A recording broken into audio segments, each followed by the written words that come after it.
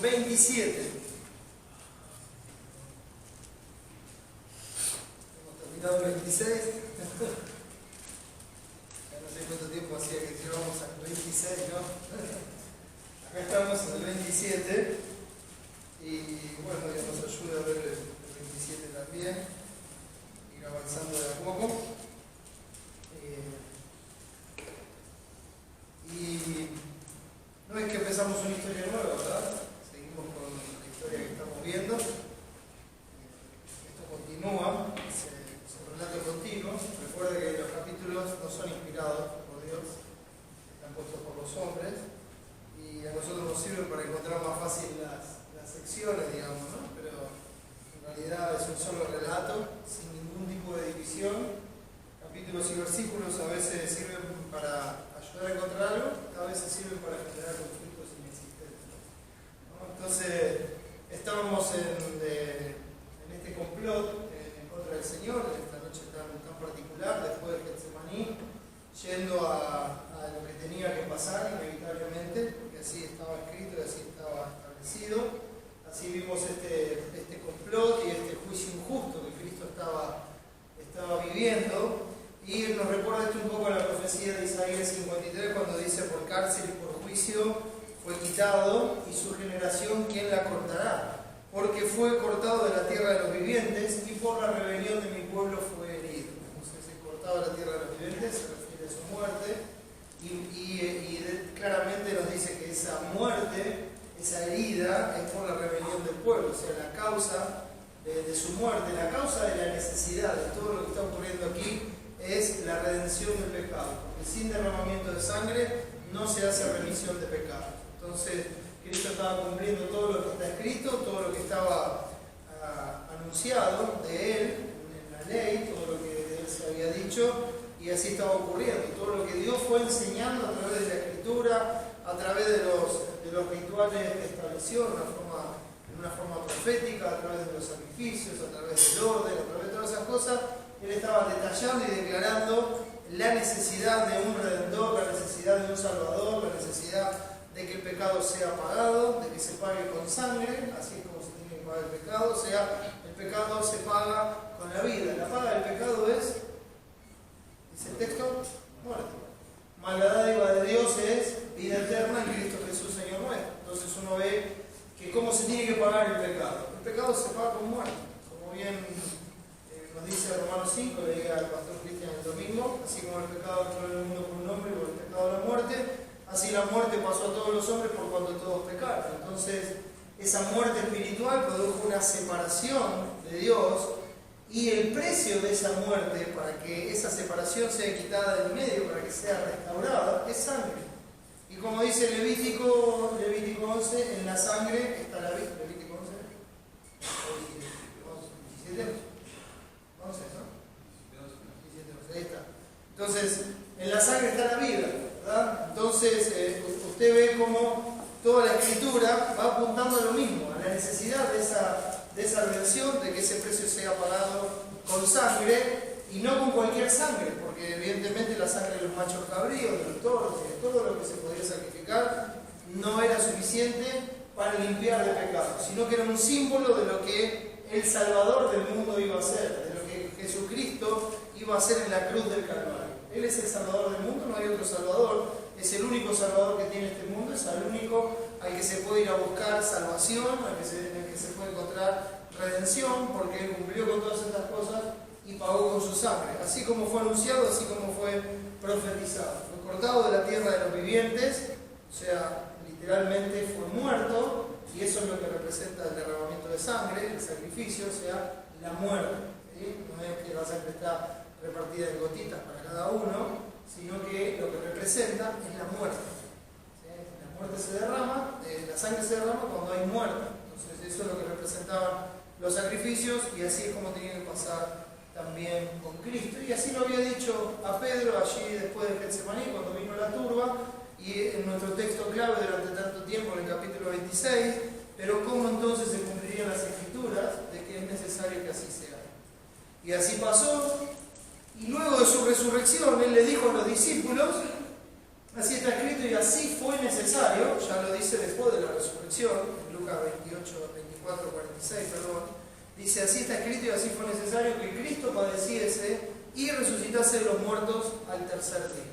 Entonces, había una necesidad previa y después se presenta como una necesidad. Entonces, esto era necesario que ocurra y que ocurra de esta manera para cumplir con todos los requerimientos de la justicia y de la santidad de Dios y que la deuda sea saldada por completo, como Él dio la última voz antes de entregar el Espíritu, antes de expirar, y dijo, consumado es allí en la cruz. Ya estaba todo saldado, todo legalmente cubierto, y así fue como era necesario que ocurriera, y así es necesario que eso también se anuncie y se predique a todas las naciones para salvación de todo aquel que cree en la obra de Cristo. Entonces, habiendo dicho esto, hermanos, vamos a ir al texto que nos toca hoy. Vamos a tener el capítulo dividido en varias partes, y nuestro texto clave de este capítulo va a ser el versículo 37. El versículo 37, que dice así: y pusieron sobre su cabeza su causa escrita, este es Jesús, el Rey de los judíos. Eso lo pusieron sobre su cabeza, su causa escrita, este es Jesús, el Rey de los judíos. Y vamos a ver el texto que vamos a ver hoy, versículo 1 y 2, y versículo 11 al 14. Vamos a dejar la parte del medio para ver luego, y vamos a ir avanzando. Entonces dice así, Mateo 27, versículo 1 y 2. Venida la mañana, todos los principales sacerdotes y los ancianos del pueblo entraron en consejo contra Jesús para entregarle a muerte. Y le llevaron atado y le entregaron a Poncio Pilato, el gobernador. Seguimos leyendo el 3 y vamos a leer hasta el 14, pero nosotros lo vamos a ver después. Entonces el versículo 3 dice: entonces Judas, el que le había entregado, viendo que era condenado, devolvió arrepentido las 30 piezas de plata a los principales sacerdotes y a los ancianos, diciendo: yo he pecado entregando sangre inocente. Mas ellos dijeron: ¿qué nos importa a nosotros? Allá tú. Y arrojando las piezas de plata en el templo, salió y fue y se ahorcó. Los principales sacerdotes, tomando las piezas de plata, dijeron: no es lícito echarlas en el tesoro de las ofrendas, porque es precio de sangre. Y después de consultar, compraron con ellas el campo del alfarero para sepultura de los extranjeros, por lo cual aquel campo se llama hasta el día de hoy Campo de Sangre. Así se cumplió lo dicho por el profeta Jeremías cuando dijo: y tomaron las 30 piezas de plata, precio del apreciado según precio puesto por los hijos de Israel, y las dieron para el campo del alfarero, como me ordenó el Señor. Jesús, pues, estaba en pie delante del gobernador, y éste le preguntó, diciendo: ¿eres tú el Rey de los judíos? Y Jesús le dijo: tú lo dices. Y siendo acusado por los principales sacerdotes y por los ancianos, nada respondió. Pilato entonces le dijo: ¿no oyes cuántas cosas testifican contra ti? Pero Jesús no le respondió ni una palabra, de tal manera que el gobernador se maravillaba mucho. Vamos a orar, hermanos, y que el Señor nos ayude, porque vamos a estar viendo en este capítulo, con la ayuda del Señor, el tema central va a ser los sufrimientos del rey. Y hoy vamos a ver el juicio injusto, el sufrimiento del rey y el juicio injusto. Vamos a ver. Amado Señor, te damos muchas gracias, Padre, por este privilegio de poder ver a Jesús, de poder verlo por la fe, de poder amarlo sin haberlo visto. Es una obra maravillosa que has hecho, Señor, y que hoy estemos aquí reunidos es nada más que por tu gracia. Y poder disfrutarlo, Señor, y poder gozarnos, y no cansarnos ni aburrirnos de hablar una y otra vez de Cristo, de su obra, de su justicia y de todo aquello que en nuestro favor por la fe hoy es la garantía de nuestra salvación. Mi Padre, te ruego que nos ayudes en este tiempo a ver el carácter de nuestro Salvador, de nuestro Rey, y que nos ayudes a ser como Él es, que nos ayudes a imitarle. Padre, muéstranos nuestro pecado, muestra lo que hay en nuestro corazón,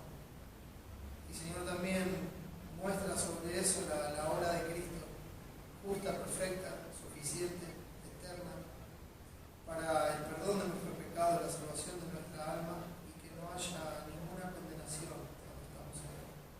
Gracias, Señor, por este tiempo. Te ruego que nos edifiques como iglesia y, Padre, te pido también que salves a los que no te conocen.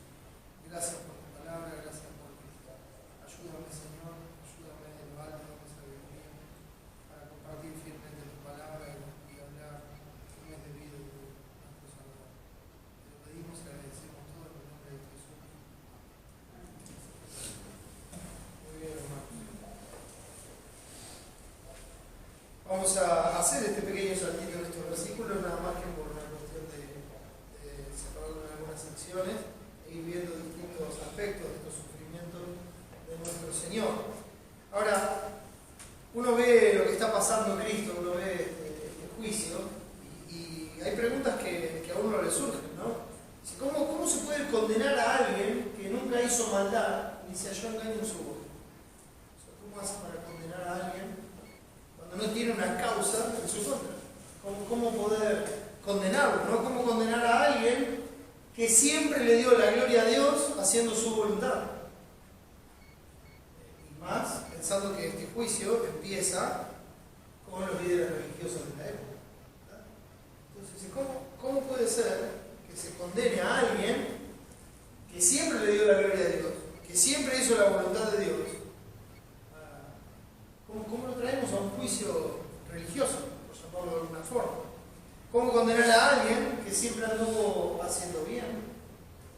A alguien que siempre anduvo amando a todos, sujetándose a las autoridades, cumpliendo con todas sus responsabilidades. ¿Cómo se lo condena? O sea, uno mira esta porción de la Escritura, ve lo que padece el Señor, sabe que es necesario porque Él así lo declara, y uno dice, ¿cómo es posible? Hay algo acá que está muy mal. Porque esto no tendría que ocurrir de ninguna manera. De ninguna manera. Él es justo, Él es santo, es puro, es honesto, es leal, ha sido siempre respetuoso de todas las autoridades, ha convivido con sus padres, sujetándose a ellos, como nos enseña la palabra, ha trabajado. ¿Qué más se le puede pedir a una persona? Ahora, cuando nosotros vemos el carácter de Cristo, lo vemos viviendo en un mundo como el que vivimos nosotros. Es cierto, hoy puede haber más tecnología, puede haber otro tipo de medios de comunicación, otro tipo de cuestiones, pero está viviendo en un mundo como el nuestro. Vivió en medio nuestro. De esa manera. Y si uno lo mira este relato y lo mira así, y mira la vida de Cristo, y piensa en estas cosas, y piensa en el lugar donde estamos ahora, dice, esto es lo que le pasa al que vive siempre como Dios quiere. O sea, ¿a quién le daría ganas de hacer la voluntad de Dios? Aquel que hizo la voluntad de Dios en forma perfecta, siempre, en todo momento, de pensamiento, de corazón, de obra, que no habló sus propias palabras, sino las palabras del que le envió, que no hizo sus propias obras, sino que hizo las obras del que le envió, que siempre pensó en el otro primero, que siempre hizo las cosas pensando en el otro y dándole la gloria a otro que no era él mismo. Este es el premio de este mundo. ¿Por qué no tendría que mejorar a nosotros?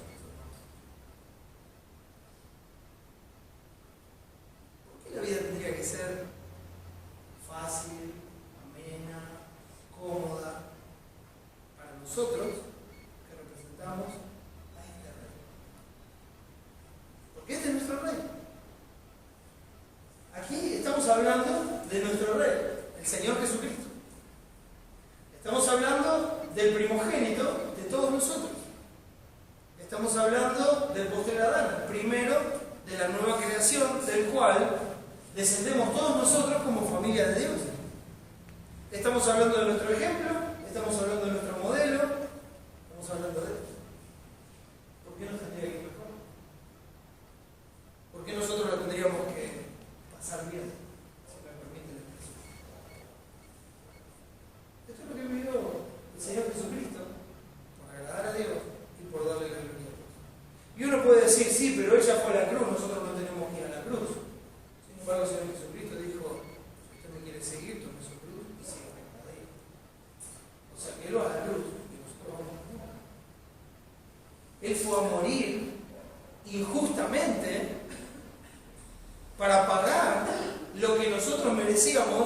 justamente. Y se nos dice Él, bueno, ahora tomen esta cruz ustedes también cada día por la fe, mueran ustedes mismos. Y así como yo morí por ustedes, para ustedes mueran a ustedes y vivan por mí. Y sepan que todos los que quieren vivir piadosamente en Cristo Jesús, padecerán la persecución. Sepan que no la van a pasar bien, porque este mundo es enemigo de Dios. Porque el sistema de este mundo está en contra de Dios. Porque el sistema de este mundo aborrece a Dios, a Cristo y en consecuencia al cristianismo. Si es cristianismo. Si es cristianismo. Porque el cristianismo es vivir como Él vivió, imitarlo a Él, tomar la cruz y seguirlo, negarnos a nosotros mismos y darle la gloria a Dios. Ninguno de los que estamos acá somos perfectos, hermano. Ninguno de los que estamos acá hemos cumplido con todas las cosas, sin ninguna duda. Y gracias a Dios por la obra de Cristo y por lo que vimos en el final del capítulo anterior. A nuestro hermano Pedro, sufriendo las consecuencias de su propio pecado, pero al mismo tiempo siendo restaurado por el sacrificio perfecto de nuestro Señor, que cubrió todos sus pecados, que cubrió toda su maldad y que tiene la gracia suficiente para levantarlo y usarlo como un instrumento útil, más allá de otros errores también cometidos después. Más allá de eso, ya estaban cubiertos, ya fueron pagados en la cruz, y si siguió en pie fue por la obra de Cristo, y gracias a Dios por eso. Porque nosotros estamos en la misma condición y cuando vemos eso es como agua fresca de tierra lejana, ¿no? Cuando llega esa noticia que nos renueva en nuestro ser y nos refresca, sabiendo que nuestros hermanos que nos precedieron padecieron las mismas cosas que nosotros y siempre se encontró la misma solución: ir a la cruz de Cristo para ser perdonado, restaurado y seguir adelante haciendo la voluntad de Dios. Y no es diferente nuestro Señor, porque uno lo ve a Cristo, que va a la cruz y luego a la tumba, muerto, porque por juicio fue quitado, ¿no? Fue cortado de la tierra de los vivientes, pero luego por esa misma gracia es totalmente restaurado. Está sentado en el trono y está salvando a todos los que por medio de él se acercan a Dios, y lo va a hacer perpetuamente. Y no solo eso, sino que al mismo tiempo intercede por su pueblo, como abogado, diciendo: Padre, tú eres fiel y justo, perdónalo y restáuralo, yo ya pagué por ese pecado. Y gloria a Dios por la obra de Cristo. Y eso tiene que animar nuestro corazón, eso tiene que fortalecernos, tiene que llevarnos a amar más y más a Cristo, sabiendo que a veces en la vorágine del día y nos podemos rebalar, podemos tropezar, nuestra torpeza está a flor de piel, pero que Él nos va a levantar siempre, y que Él nos sostiene de la mano, y que Él es el que ordena nuestros pasos. Y demos gracias y gloria a Dios por eso. Pero no dejemos de mirar a Cristo, no dejemos de mirar su carácter, y no dejemos de pensar en lo que Él padeció, en lo que Él sufrió, como parte de nuestra vida también. Porque así es como tenemos que verlo, hermano. Así es como tenemos que verlo. ¿Cómo se nos puede condenar? Mis hermanos, solo el padre de mentira podría hacerlo en un juicio totalmente injusto, deshonesto, fraudulento y falso. Esas son las características de este juicio, de este complot que hemos visto sobre Cristo. Ahora uno se pregunta, ¿por qué esto es necesario? Acompáñame por un momento al libro de Hebreos. Hebreos, que tal vez sea la expresión más completa, la mejor expresión que tenemos acerca del cumplimiento de todas las obras del Antiguo Testamento, ¿no? Y bueno, tal vez si hubiera habido más tiempo, o si los hermanos hubieran estado más maduros, hubiera habido más cosas que hubieran explicado, ¿no? Es lo que dice el capítulo 5. No se lo puedo explicar ahora porque todavía necesitan leche y no pueden conaviarla, ¿no? Y creo que eso viene para nosotros también. Hay cosas que las vamos a disfrutar en la gloria y acá. Hebreos 2, versículo 10, dice así: ¿por qué esto tenía que ser así? Porque convenía a aquel por cuya causa son todas las cosas, y por quien todas las cosas subsisten. Miren, estamos en el capítulo 2. El capítulo 1 nos habla de la deidad de Cristo. ¿Sí? Recuerde eso. Dice en el capítulo 1, versículo 13, el cual siendo el resplandor de su gloria y la imagen misma de su sustancia, y quien sustenta todas las cosas con la palabra de su poder. Entonces vea la coherencia en el texto, o sea, sigue el relato. Nos ha hablado en el capítulo 1 de la deidad de Cristo, y en el capítulo 2 nos habla de la humanidad de Cristo, o sea, en el hecho de que Él es como nosotros, carne y sangre y carne, ¿sí? De hueso. Siente calor, frío, hambre, sed, sueño, dolor, lágrimas, todo lo mismo que nosotros, exactamente la misma cosa. Entonces, estamos hablando de Él, dice, quien sustenta todas las cosas con la palabra de su poder, habiendo efectuado la purificación de nuestros pecados, por medio de sí mismo se sentó a la diestra de la majestad en las alturas. Y volviendo al 2.10, dice así, entonces, porque convenía aquel por cuya causa son todas las cosas, y por quien todas las cosas subsisten, que habiendo de llevar muchos hijos a la gloria, y póngase en esa lista, perfeccionase por aflicciones al autor de la salvación. Esto para mí es maravilloso. Pensar en que Cristo tenga que ser perfeccionado y que eso sea a través de las aflicciones. Déjenme explicar. Perfeccionado, llevado hasta estar acabado, hasta ser completo, y pensando en el punto de que sea el Salvador. Entonces, por medio de las aflicciones, Él llega a ser el Salvador. ¿Entiendes? No es que a Él le faltaba algo, sino que todas estas aflicciones son la prueba de que Él es el Salvador, que Dios había prometido, de que Él es la simiente de la mujer, de que Él es el vencedor de todas las cosas. Es Él. Entonces, convenía que este Jesús padeciera todas estas cosas. Esto es la forma en que Dios lo estableció. Es lo que era necesario que ocurra. Que Él padeciese, que fuese afligido, y por medio de esas aflicciones, Él viniera a ser el autor de nuestra salvación. Capítulo 5. Dice así, el versículo 7. Y Cristo, en los días de su carne, ofreciendo ruegos y súplicas con gran clamor y lágrimas al que le podía librar de la muerte, fue oído a causa de su temor reverente. Y aunque era hijo, por lo que padeció, aprendió la obediencia. Eso también es maravilloso. No desobedeció nunca, y él aprendió la obediencia. Imagínense lo que necesito yo.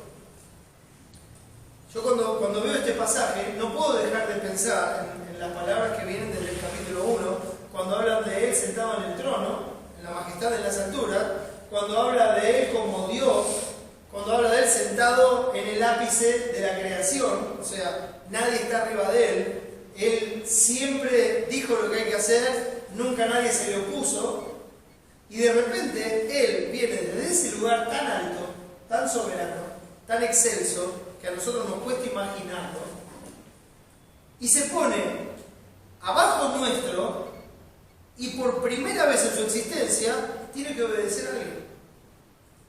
¿Me explico? No es que Él es desobediente y había que darle unos chicos para que aprenda a obedecer. No, era algo, la obediencia era algo totalmente nuevo para Él. Porque Él nunca había tenido que obedecer a nadie. Porque Él habla y las cosas existen. Él dice lo que se va a hacer y se hace. Y se acabó. Pero ahora en la carne, siendo como uno de nosotros, pasando aflicciones como las nuestras, entonces Él tenía que ser perfeccionado por medio de esas aflicciones para venir a ser el autor de nuestra salvación.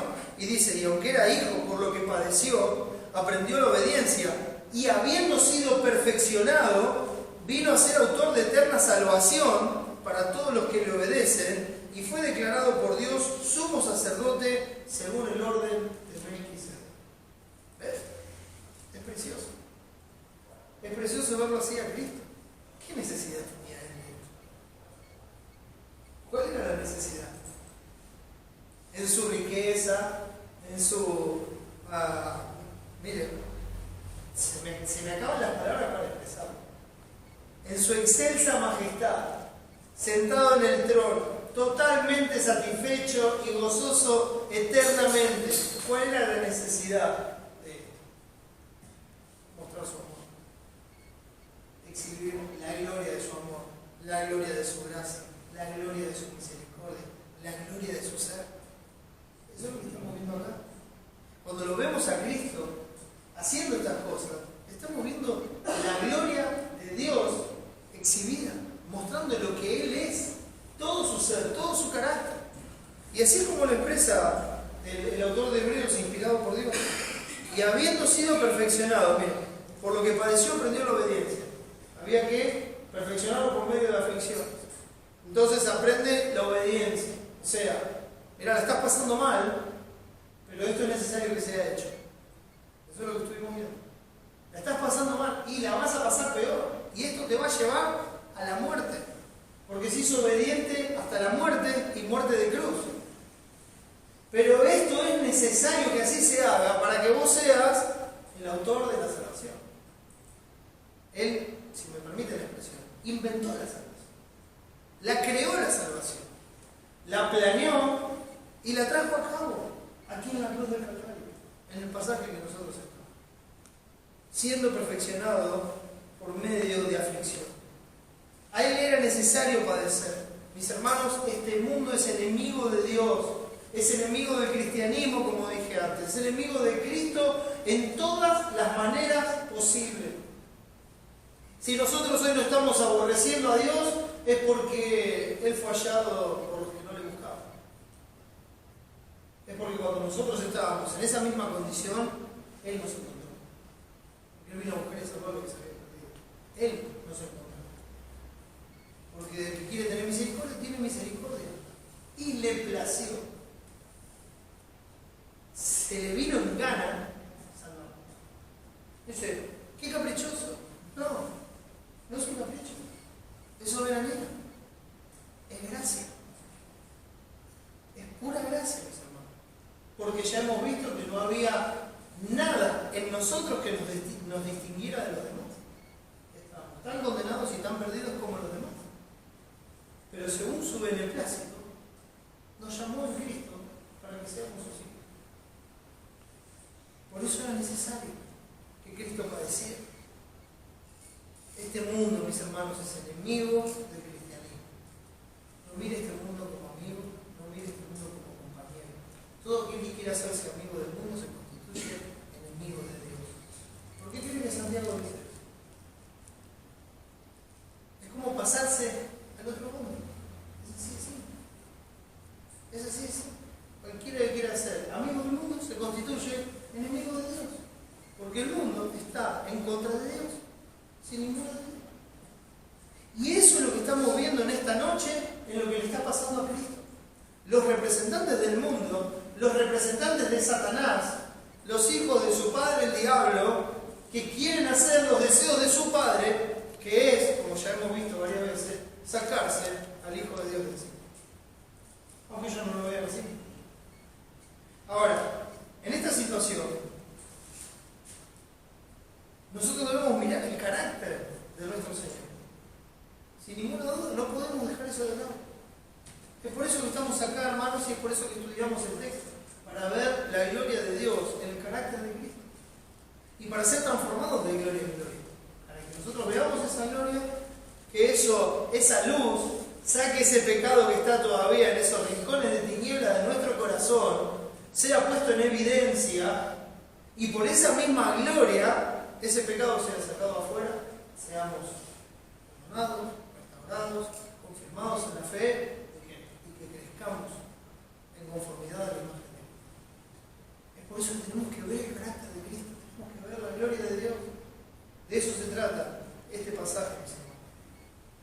Y sabiendo esto, usted piensa en los apóstoles, el fundamento de nuestra fe, como sabemos y creemos y es nuestra convicción.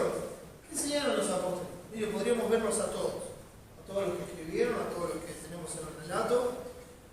Algún día podremos preguntarle a Jacobo qué es vivir por Cristo. Y él nos dice, fue el que menos hizo de todos los apóstoles. ¿De verdad? Fue el primero de los los apóstoles sentar la cabeza con su Señor. Ya lo había dado Juan, el Bautista. Y ahora Jacobo la da ahí en Hechos 12 a la cabeza. Y la espada le pasó a Pedro a 1 centímetro de distancia, ¿no? Si el Señor no lo saca esa noche de ese lugar. Entonces, vemos lo que es vivir por Cristo, lo que es padecer por el Señor. Y los apóstoles nos enseñaron a padecer como cristianos, imitando a Jesús y siendo de esa manera, hermanos, partícipes de sus padecimientos. Nos hizo partícipes de sus padecimientos. Nosotros vamos a reinar con Él, dice el texto, sí, padecemos. Nos hace partícipes de su padecimiento. ¿Por qué? Porque ya nos hizo partícipes de su gloria. Nos hizo partícipes de su reino, nos hizo partícipes de su familia. Y si el padre de familia fue llamado Belcebú en este mundo, si el padre de familia fue tratado como fue tratado, ¿qué esperamos nosotros? Si el Señor fue tratado como fue tratado, ¿qué esperan los siervos? ¿Ser mejores? De ninguna manera, mis hermanos. De ninguna manera. Esto es lo que nos espera. Este es el Evangelio de Jesucristo. El Evangelio de Jesucristo no está centrado en las glorias terrenales, sino en las glorias venideras, que no se pueden comparar con las aflicciones terrenales de este tiempo. El Evangelio de Cristo está centrado en el consuelo eterno, no en las tribulaciones pasadas. Y es ahí donde tiene que estar nuestro corazón, mis hermanos, donde tienen que estar nuestros ojos, porque así estaba el corazón y los ojos de Cristo puesto en las glorias venideras, quien por el gozo puesto delante de Él menospreció el oprobio y sufrió la cruz. Ahí es donde tiene que estar puesto nuestro corazón, nuestros ojos, nuestra mira. Miren lo que dice 1 de Pedro, por favor. Menciono algunos textos solamente. 1 de Pedro, el capítulo 2, dice así. Usted fíjese qué cosa que es, hasta parecería minúscula, ¿no? Pedro viene hablando de abstenernos de los deseos carnales y viene hablando cómo eso se puede manifestar en los distintos ámbitos de la vida, sujetándonos a las autoridades, etcétera, etcétera, porque también va a hablar de la familia, de todas las cuestiones, ¿no? Y en este pasaje, él está hablando de los criados sujetos a sus amos. O sea, está hablando del trabajo de cada día. Y habla de los amos que son difíciles de soportar. O sea, habla de esos trabajos donde es bastante difícil ir cada día. Donde el ánimo de uno ya está mal antes de salir de casa, sabiendo que tiene que ir a donde tiene que ir y que tiene que estar con quienes tiene que estar. Ahora, Cristo está rodeado de gente que lo quiere ver muerto. A veces nosotros estamos rodeados de gente que nos trata mal, pero que cuando llega el fin de semana nos paga, ¿verdad? O sea, fíjense que quejarse, ¿hay diferencia? No. Hay una diferencia grande para quejarse. Cristo no llegó al fin de semana, murió, resucitó el domingo, pero no llegó ahí. Entonces, hacer una comparación hasta me da vergüenza. Y es un poco lo que expresa Pedro acá, porque dice, criados, están sujetos con todo respeto a vuestros amos, 2:18, no solamente a los buenos y afables, sino también a los difíciles de soportar.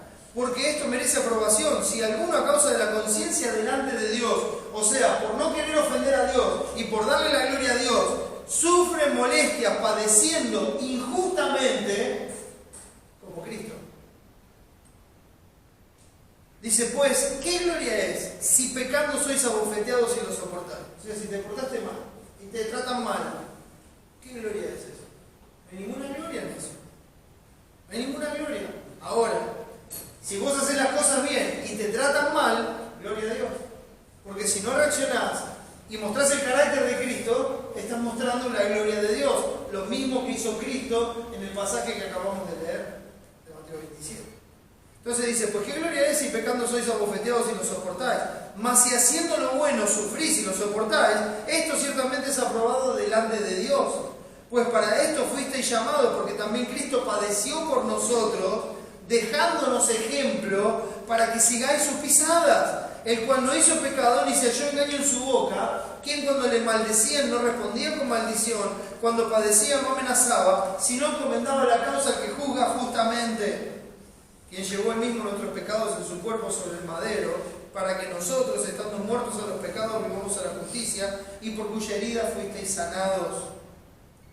Porque vosotros seréis como ovejas descarriadas, pero ahora habéis vuelto al pastor y huís por de vuestras. Entonces, ahí tiene el ejemplo de Cristo. Todo lo que le hicieron a él, sin ninguna duda, es injusto. Y yo creo que el 95% de las cosas que nos hacen a nosotros, hasta podríamos tildarla de justo, de que no las merecemos. Si no es por hoy, es por ayer o por la semana pasada, pero no las merecemos. A veces nos pasan cosas que tienen que ver más con lo que pasa en nuestro corazón, que Dios lo ve, y que es con lo que Él está tratando, que con lo que expresamos afuera. Y después decimos, ¿por qué me pasa esto a mí? ¿Has examinado tu corazón? A ver cuál era la intención, a ver cómo estás pensando del otro, a ver cómo reaccionás con respecto al otro, a ver qué pensás del otro. Si vas con gozo a hacer lo que tenés que hacer, y cuando lo haces, decís, como Cristo, Señor, esto me se encuentra disciplinado. O en lo posible querés verlo sufriendo, padeciendo, en el piso, que reciba su merecido, porque eso no es nuestro corazón. Pero no es de Cristo. Él estaba pensando en ser el autor de nuestra salvación y dar la gloria a Dios. A pesar de que estaba padeciendo injustamente. Y ese es el ejemplo. Capítulo 4 de este mismo libro.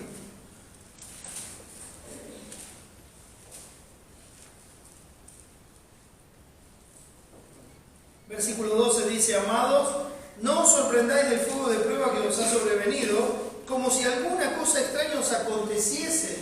Tiempo de prueba, Tiempo de prueba bien difícil. Estaban las 12 tribus en la dispersión, los estaban persiguiendo los hermanos, digamos que corrían por sus vidas, por las vidas de su familia, perdían todas sus posesiones, eran echados de su tierra, se tenían que ir a otros lugares y vivían de casa de hermano en casa de hermano, huyendo por su fe en Cristo y por confesar a Jesús como Señor, no por ser malos.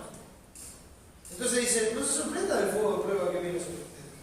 O sea, no hay nada extraño en esto. Esto es lo que va a acontecer. Estas son las cosas como son. Esto es lo que les va a pasar. Esto es lo normal. Esto es lo que tiene que acontecer. Tengan cuidado cuando todos los hombres hablen bien de vosotros, porque entonces ahí hay algo que está pasando que no tiene que pasar. Lo normal es que tengan pruebas. Lo normal es que padezcan como cristianos, porque este mundo es enemigo de Dios. Lo normal es que ustedes estén bajo el fuego purificador de Dios. Eso es lo normal. Porque es lo que vivió Cristo. Eso es lo normal. No se sorprendan cuando vengan las pruebas. Porque las pruebas son parte del trato de Dios. Parte del trato de la gracia de Dios con nuestras almas. No es algo malo. Es el provecho de nuestras almas.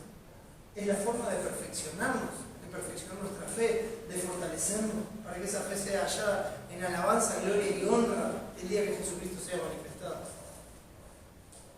No os sorprendáis del fuego de prueba que os ha sobrevenido como si alguna cosa extraña os aconteciese, sino gozaos por cuanto sois participantes de los padecimientos de Cristo, para que también en la revelación de su gloria os gocéis con gran alegría. Si sois vituperados por el nombre de Cristo, sois bienaventurados, porque el glorioso Espíritu de Dios reposa sobre vosotros. Ciertamente de parte de ellos Él es blasfemado, pero por vosotros es glorificado. Miren, hermanos, eso es lo mismo que está viviendo Cristo. Y Pedro lo expresa, habiendo estado ahí presente, habiendo visto a Cristo, habiendo visto y dando testimonio de que a Él cuando lo maldecían no respondía con maldición, sino encomendaba la cosa que juzga justamente.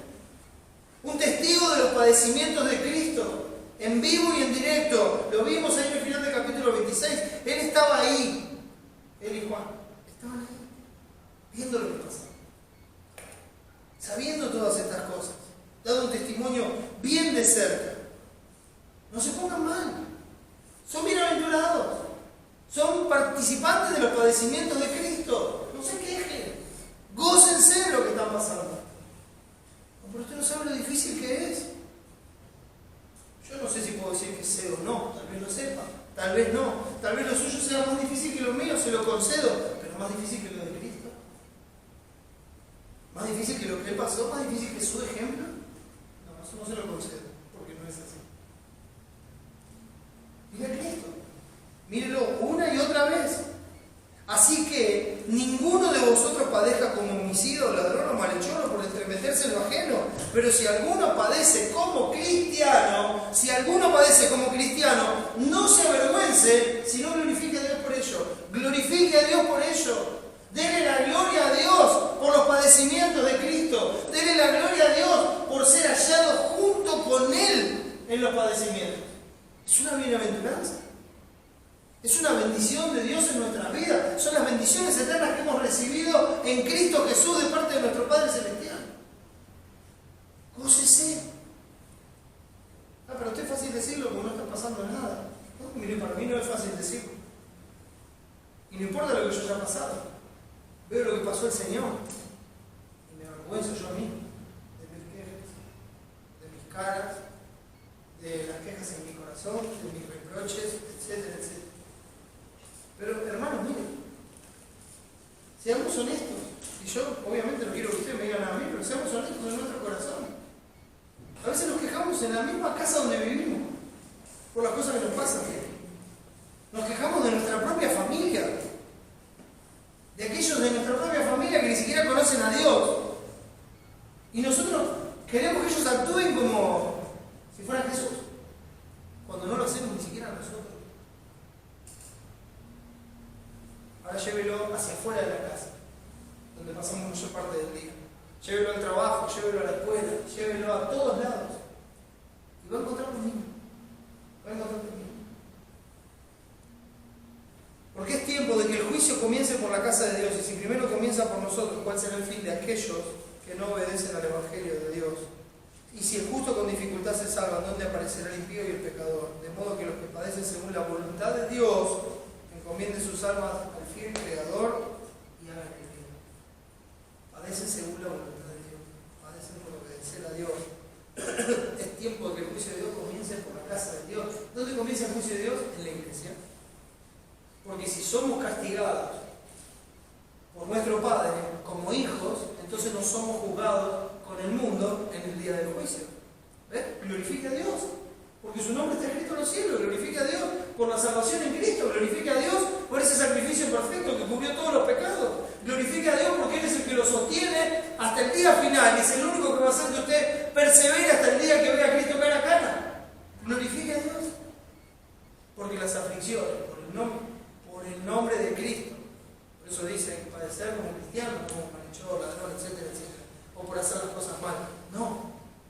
Glorifica a Dios y está padeciendo por el nombre de Cristo, porque eso significa que el Espíritu de Dios lo reposa sobre usted. Es la gloria de Dios, porque eso es una obra de gracia. Es una obra de gracia. Pablo lo decía también en Filipenses capítulo 1.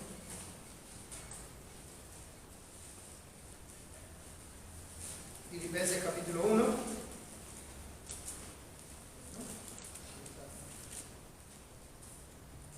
Versículo 27, le dice a los hermanos solamente que os comportéis como es digno del Evangelio de Cristo. Si les voy a pedir una cosa, y si tengo un mensaje para darles a los hermanos, es una cosa: compórtense como es digno del Evangelio de Cristo. No voy a pedir nada más porque creo que eso es suficiente. Si ustedes se comportan como es digno del Evangelio de Cristo, todas las cosas van a estar encaminadas. Miren las características del Evangelio y que todo ese carácter de Dios afecte completamente su vida y sea digno de ese carácter de Cristo que refleja la gloria de Dios. Solamente que os comportéis como es digno del Evangelio de Cristo, para que os sea que vaya a veros o que esté ausente, oiga de vosotros que estáis firmes en un mismo espíritu, combatiendo unánimes por la fe del Evangelio y en nada intimidados por los que se oponen, que para ellos ciertamente es indicio de perdición, mas para vosotros de salvación, y esto de Dios, porque a vosotros os es concedido a causa de Cristo, no solo que creáis en Él, sino también que padezcáis por Él, teniendo el mismo conflicto que habéis visto en mí, y ahora oís que hay en mí. Y Pablo escribe esto desde la cárcel, estaba preso por causa de Él. Y él lo dice con gozo. Esto es un indicio de la salvación. gocémonos en Cristo, démosle la gloria a Dios. Dejemos de autocompadecernos, dejemos de llorar por los rincones, hermanos. Démosle la gloria a Dios por lo que Él permite en nuestra vida. Pero cuando vemos que viene algo en nuestra vida, asegurémonos que eso es por vivir como cristianos y no por seguir nuestros pecados favoritos. Asegúrese que ese padecimiento es por vivir como cristianos. Si es por algún pecado, reconózcalo, confiéselo, el Espíritu justo para perdonar pecado y limpiar de toda maldad, y siga adelante dándole la gloria a Dios. Este mundo no va a ser amable con los cristianos, no va a colaborar en el desarrollo del cristianismo. Nunca ocurrió en la historia, nunca en toda la historia de la humanidad este mundo colaboró para el avance del Evangelio. Nunca. Puede haber algunas situaciones aisladas donde Dios, en su gracia y con propósitos eternos y específicos, concedió que algunos que estaban en el gobierno en algún momento de la historia, en los tiempos bíblicos y aún después, tuvieran cierta consideración para con el cristianismo y Dios cumpliera sus propósitos. Pero en medio de un mundo que era totalmente enemigo de Dios. Siempre. Siempre en la historia de la humanidad. Lo puede ver en la Escritura. Lo puede ver en los libros de historia, sin ninguna duda. El mayor de nosotros, mis hermanos, no la tuvo fácil, para nada. Y así nos lo advirtió también a nosotros, como ya vimos en Juan 16, y lo vuelvo a leer. Estas cosas os he hablado para que no tengáis tropiezos, para que no sean ofendidos, para que no se ofendan cuando esto pase. Os expulsarán de las sinagogas, o sea, van a perder todos sus derechos civiles. Y aún viene la hora cuando cualquiera que os mate pensará que rinde servicio a Dios, como Saulo de Tarso. Y harán esto ¿por qué? Porque no conocen al Padre ni a mí. Mas os he dicho estas cosas para que cuando llegue la hora os acordéis de que ya os lo había dicho. Y esto no lo dije al principio porque yo estaba con vosotros, yo los estaba cuidando. Ahora me voy, va a venir otro consolador que los va a acompañar siempre, pero estas cosas van a pasar. Sépanlo. Se los digo ahora para que cuando pasen, sepan que yo ya lo sabía. Ahora estamos acá en el capítulo 27 de Mateo. Después de una noche difícil y dolorosa, bueno, solemos decir, ¿no? Después de la noche, que mañana, después de lo más oscuro de la noche, sale la luz. Pero no fue el caso. Si la noche fue amarga, difícil, dolorosa y triste, la mañana no mejoró para nada. Para nada. En el versículo 1 dice: venid a la mañana todos los principales sacerdotes y los ancianos del pueblo entraron en consejo contra Jesús para entregarle a muerte. Los suyos vino y los suyos no le recibieron. Su pueblo, el pueblo que él mismo escogió, el pueblo que él creó desde un caldeo casi muerto, el pueblo que él levantó, que él rescató de Egipto, el pueblo que él mismo le puso el nombre de Israel. El pueblo que él llevó a la cautividad y que él trajo de vuelta a la tierra que él les había prometido. Ese pueblo, sus representantes, están reunidos ahí para deshacerse de su Dios. Esa es la mañana.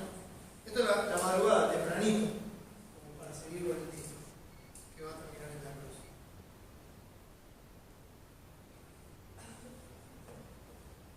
Todos los representantes, principales sacerdotes, los ancianos, todos estaban en consejo contra Jesús para entregarle a muerte. Se lo tenían que sacar de encima. Y rápido, dice el versículo 2, y le llevaron atado y le entregaron a Poncio Pilato, el gobernador. Enseguida se lo tenían que sacar de encima. Ellos no le podían dar muerte a nadie, como ellos mismos van a explicar y ya lo vamos a ver. Entonces tenían que entregarlo a las autoridades.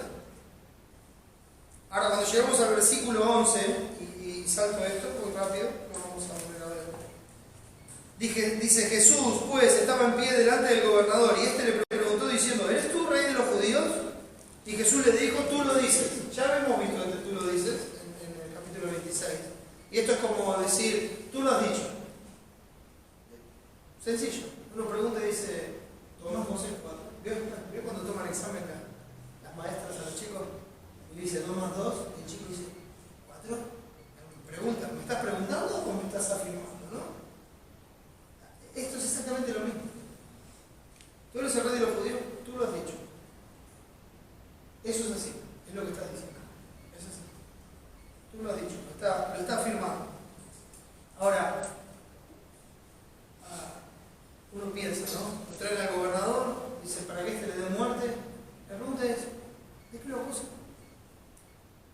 Lucas 23. Lucas 23, versículo 1. Y hoy compartimos todo esto, hermanos, a modo de introducción al capítulo 27. Fíjense, pasaje paralelo, dice: levantándose entonces toda la muchedumbre de ellos, llevaron a Jesús a Pilato y comenzaron a acusarle diciendo: a este hemos hallado que pervierte a la nación, escuchen, y que prohíbe dar tributo a César, mentira, mentira, diciendo que él mismo es el Cristo, un rey.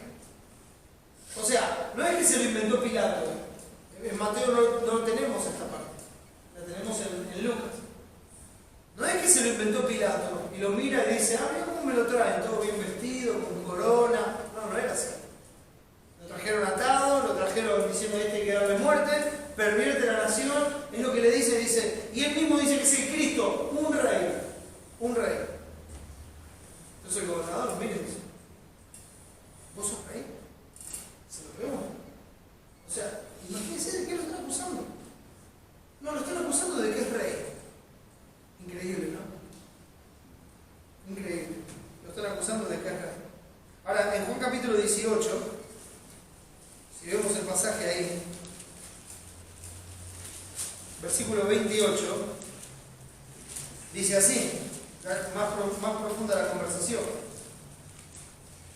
Llevaron a Jesús de casa de Caifás al pretorio, era de mañana, y ellos no entraron en el pretorio para no contaminarse y así poder comer la Pascua.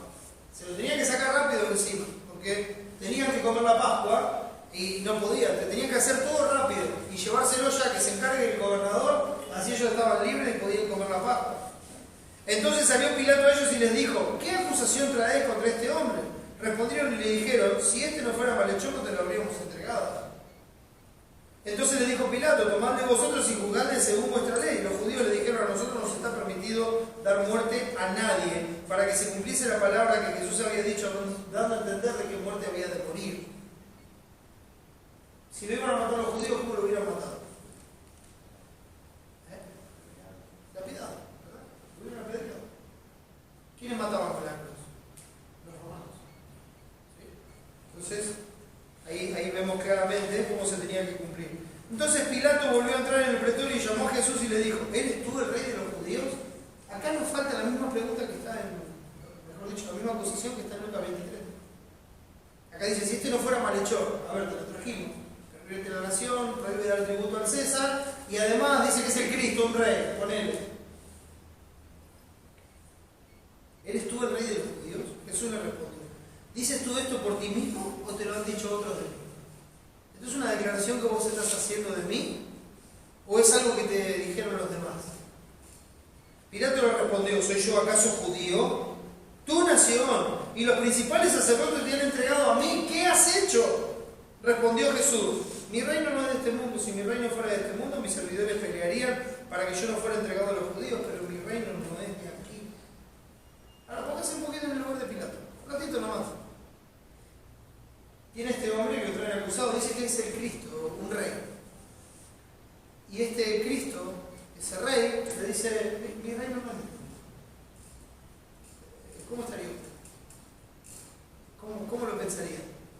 Uy, tu reino no es de este mundo. No, si mi reino fuera de este mundo, mis servidores pelearían, se termina todo enseguida. O como le dijo a Pedro: mi padre me daría más de 12 legiones de ángeles. Se acabó esto. Le dijo entonces Pilato: ¿luego eres tú rey? Respondió Jesús: tú dices que yo soy rey. Yo para esto he nacido y para esto he venido al mundo, para dar testimonio a la verdad. Todo aquel que es de la verdad oye mi voz. Le dijo Pilato: ¿qué es la verdad? Y cuando hubo dicho esto, salió otra vez a los judíos y les dijo: yo no hallo en él ningún delito. ¿Qué es la verdad? Y le tenía sentada. Él es la verdad. ¿Qué es la verdad, Jesús? Esa es la declaración. Ahora, lo mismo que habíamos visto en Mateo 26, Cristo afirmó y no negó en este momento. Cuando le preguntan: ¿vos sos esto? Él afirmó y no negó. Y ahora vas a ver al Hijo del Hombre viniendo en las nubes, etcétera, etcétera. Así le dijo a Caifás. Y acá estamos en la misma situación. No es una acusación. Le están preguntando, y él, para esto he venido y para esto ha nacido, para dar testimonio a la verdad. Y él da testimonio a la verdad. Sí, yo soy el rey de los judíos. Lo que vos estás diciendo es así. Mi reino no es de este mundo y estoy aquí para dar testimonio a la verdad. Y su vida y su muerte en la cruz es un testimonio a la verdad del pecado y la condenación que pesa sobre el hombre. Es un testimonio de cómo el pecado merece la muerte. Es un testimonio de cómo el juicio sobre el pecado va a venir irremediablemente. Es un testimonio que quedó certificado como por un escribano con la resurrección de Cristo, diciendo que hay un juicio por el pecado. Y ese juicio se efectuó en la cruz del Calvario para todo el pueblo de Dios.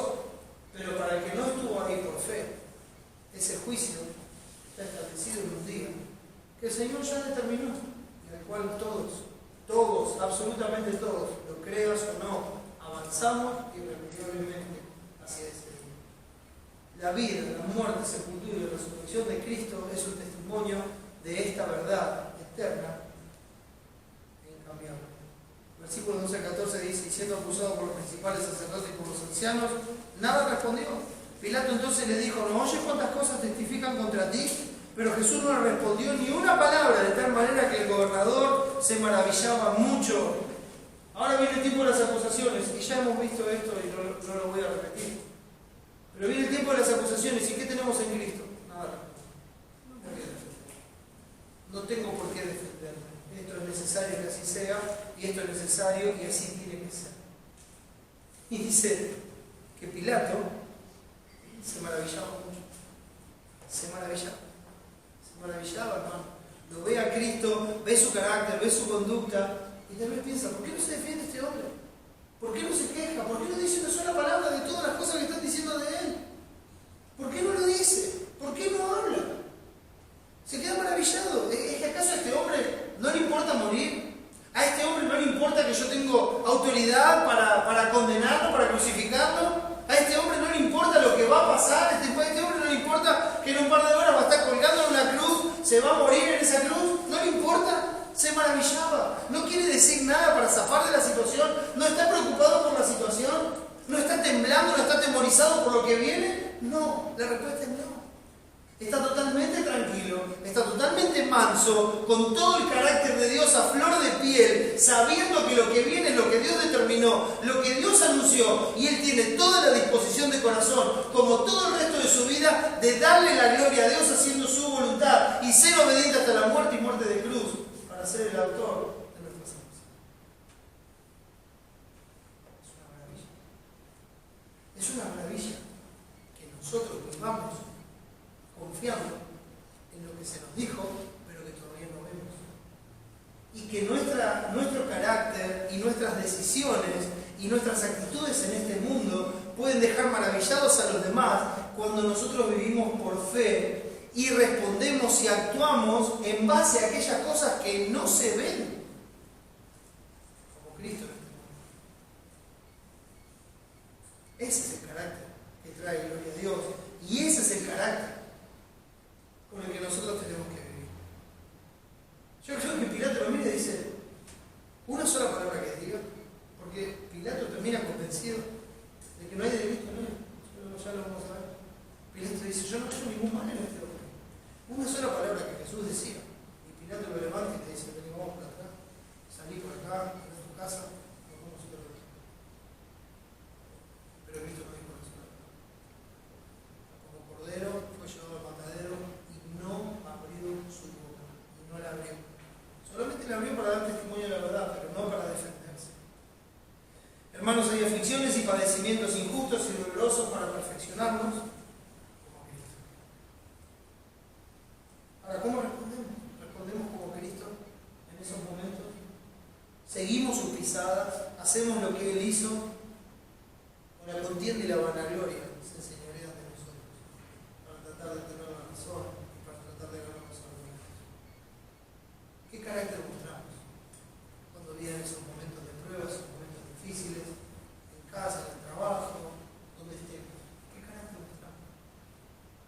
Porque nosotros estamos acá para darle la gloria a Dios, hermano, para exhibir su carácter, para ser como Cristo es. Tenemos que ver el carácter de nuestro Rey, mis hermanos, y tenemos que ver su necesario padecimiento para la gloria de Dios y cómo nuestra salvación llegó por ello. De la misma manera, mis hermanos, otro debe maravillarse viendo a Cristo en nosotros y en cierta forma, no como Cristo que es el autor de la salvación, pero en cierta forma ese testimonio sea un testimonio que también los lleve a ellos a la salvación. No nosotros como autores de la salvación, sino como un reflejo de la salvación que Cristo logró en esta cruz. Y eso es por el testimonio de nuestra vida. En los momentos difíciles y en casa hacemos un desastre. En cualquier lado hacemos un desastre. Y después queremos hablar del Señor. La gente se maravilla, pero se maravilla diciendo, qué cara dura. Me habla de Jesús, me habla de cómo cambió su vida, me habla de esto, y ahora esto. Qué cara dura. Esa es la maravilla. No es así, hermano. Nosotros tenemos que mostrar el carácter de Cristo cuando se maravilla, que se maravilla de ver a Cristo en nosotros. Y vivir de esa manera, para que otros también lleguen a la salvación. Por eso, hermanos, miremos a Cristo y sepamos que los sufrimientos de nuestro Rey no fueron en vano. Este juicio justo era necesario. Y es toda una enseñanza. Y es toda una, si me permite, una colección de pisadas que dejó nuestro Maestro para que nosotros, como nos pies en ella, lo sigamos y le demos la gloria a Dios. Amén. Vamos a ver. Amado Señor, gracias por Cristo. Gracias por su obra, Señor. Y gracias, Padre, porque a pesar de que no siempre ponemos los pies en las pisadas de nuestro Maestro, aún así, aún a pesar de nuestra torpeza, nos sostienes de la mano, nos guardas y nos levantas una y otra vez, mostrándonos la gloria de Cristo allí en la cruz, el perdón de nuestros pecados, la suficiencia de tu gracia, y nos restauras en nosotros. Mi Padre, ayúdanos a perseverar hasta el fin, para la gloria de Dios. Ayúdanos a crecer en tu ese conocimiento, que es cada día más y más como Cristo. Y mi Padre, te ruego por aquellos que están aquí que no te conocen. Mi Padre, solamente tú puedes quebrantar el corazón de piedra y darlos a la vida. Salva, Señor, para la gloria de Dios. No dejes que se pierda, Señor. Tú no vas a perder